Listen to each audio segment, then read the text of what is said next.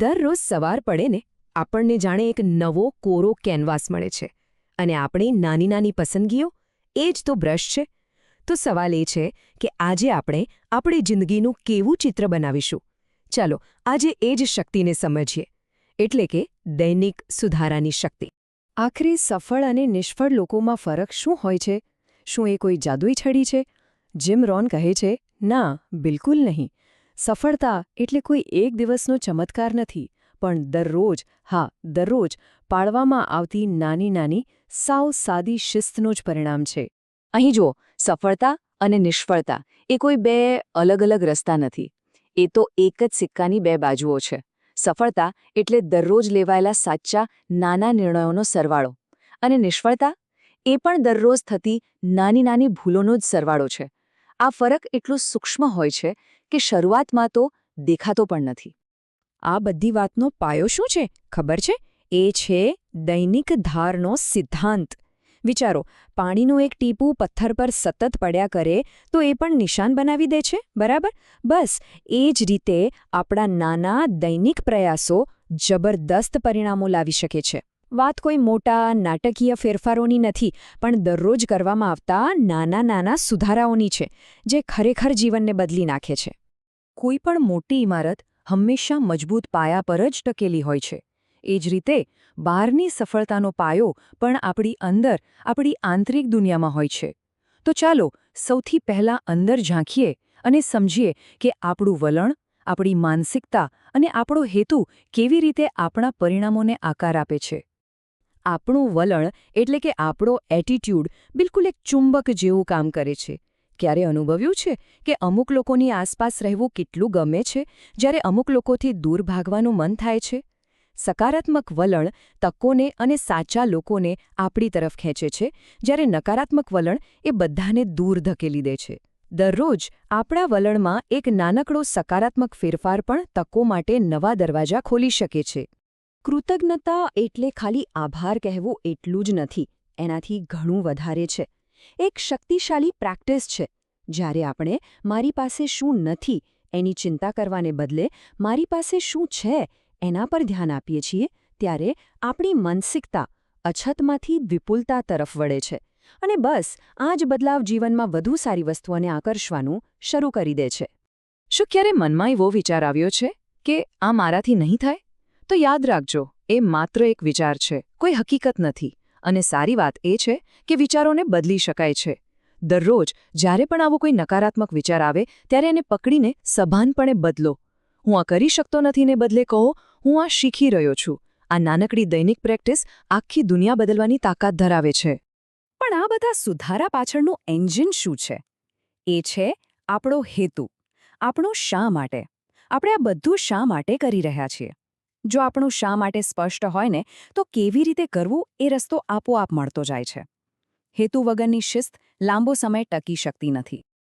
તો ઠીક છે, આપણો આંતરિક પાયો હવે મજબૂત થઈ રહ્યો છે. હવે વાત આવે છે એ સાધનોની જેને તીક્ષ્ણ બનાવીને આપણે આપણા વિચારોને વાસ્તવિકતામાં ફેરવી શકીએ. ચાલો હવે અમલીકરણની દુનિયામાં પ્રવેશ કરીએ. ક્યારેય એવું બન્યું છે કે આપણે કહેવા કંઈક માંગતા હતા અને સામેવાળી વ્યક્તિ કંઈક બીજું જ સમજી ગઈ? બને જ ને! સંચારમાં થયેલી એક નાનકડી ભૂલ પણ મોટા સંબંધોમાં તિરાડ પાડી શકે છે. પણ આ એક સામાન્ય સમસ્યાની સાથે સાથે સુધારા માટેની એક મોટી તક પણ છે. સારા કમ્યુનિકેશનની ચાવી બોલવામાં ઓછી અને સાંભળવામાં વધુ છે. દરરોજ જ્યારે કોઈની સાથે વાત કરતા હોઈએ ત્યારે મનમાં જવાબ ગોઠવવાની ઉતાવળ કરવાને બદલે ખરેખર એમને સમજવાનો પ્રયત્ન કરીએ. આ એક નાનો ફેરફાર સંબંધોમાં જબરદસ્ત સુધારો લાવી શકે છે. આપણા સપનાઓ અને આપણી સિદ્ધિઓ, આ બંનેની વચ્ચે શું છે? જીમ રોહન કહે છે, એ છે સ્વશિસ્તનો પુલ. મોટા સપના જોવા તો બહુ સહેલા છે, પણ શિસ્ત વગર એ માત્ર કલ્પના બનીને રહી જાય છે. શિસ્ત જ એ એન્જિન છે જે આપણને ત્યારે પણ આગળ ધપાવે છે જ્યારે આપણું મન હવે બસ કહેતું હોય. દરેક વ્યક્તિને દિવસના 24 કલાક જ મળે છે. તો પછી અમુક લોકો આટલું બધું કઈ રીતે કરી લે છે? કારણ કે તેઓ વ્યસ્ત નથી, પણ ઉત્પાદક છે. દરરોજ માત્ર એક નાની આદત અપનાવો, જેમ કે કામ કરતી વખતે ફોનના નોટિફિકેશન બંધ કરી દેવા. આ નાની આદતો સમયનો શ્રેષ્ઠ ઉપયોગ કરવામાં મદદ કરશે. પૈસા બચાવવા માટે મોટી આવક કરતાં સારી આદતો વધુ જરૂરી છે. દરરોજ તમે ક્યાં ખર્ચો છો એ નોંધવાની આદત પાડી જુઓ. તમે જેટલું કમાઓ છો એનાથી ઓછું ખર્ચ કરો. આ સાદા નિયમનું પાલન કરો. આ નાના દૈનિક નિર્ણયો જ આપણને નાણાકીય સ્વતંત્રતા તરફ લઈ જાય છે.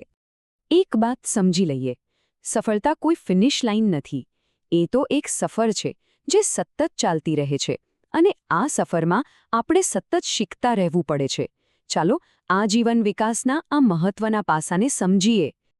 આપણી ડિગ્રી આપણને નોકરી અપાવી શકે છે, પણ સાચી સંપત્તિ તો સ્વશિક્ષણથી જ મળે છે. શાળા કોલેજ પૂરી થયા પછી શીખવાનું બંધ નથી થતું. સાચું શીખવાનું તો ત્યારે જ શરૂ થાય છે. દરરોજ માત્ર 15 મિનિટ કંઈક નવું વાંચો, સાંભળો કે શીખો. આજના જમાનામાં જ્ઞાન જ સૌથી મોટી તાકાત છે. સફળતાની પાછળ ભાગવાને બદલે એવી વ્યક્તિ બનો કે સફળતા તમારી પાછળ આવે. જેમ ફૂલ મધમાખીને પોતાની તરફ ખેંચે છે, એ જ રીતે આપણી સારી ટેવો, વિચાર અને કાર્યો સફળતાને આકર્ષે છે. એટલે દરરોજ પોતાની જાત પર કામ કરો. સફળતા આપોઆપ તમારી પાછળ આવશે. તો આપણે આપણી આંતરિક દુનિયાથી માંડીને બાહ્ય કુશળતા સુધીની એક સફર કરી. હવે આ બધા મોતીઓને એક જ માળામાં પરોવવાનો સમય આવી ગયો છે. ચાલો હવે એક નાનકડા પગલાંની શક્તિને સમજીએ. તો આ બધી ચર્ચાનો સાર શું છે? બસ એટલો જ કે સફળતા કોઈ રહસ્યમય વસ્તુ નથી. એ તો દરરોજ લેવાયેલા નાના નાના સાચા પગલાંનું સીધું પરિણામ છે. આ સિદ્ધાંત સમજવો સહેલો છે, પણ એને દરરોજ અમલમાં મૂકવો એ જ અસલી પડકાર છે. કારણ કે એના માટે એક જ વસ્તુ જોઈએ: સુસંગતતા. તો હવે વાત સિદ્ધાંતોની નથી, પણ અમલની છે. હજારો કિલોમીટરની મુસાફરી પણ એક જ પગલાંથી શરૂ થાય છે. તો આજનું એ નાનું પગલું કયું હશે? એક ગ્લાસ વધુ પાણી પીવાનું, પુસ્તકનું એક પાનું વાંચવાનું, કે પછી કોઈનો દિલથી આભાર માનવાનો? સુધારો ભલે નાનો હોય, પણ શરૂઆત આજે જ થવી જોઈએ. તો તમારું આજનું પહેલું પગલું કયું હશે?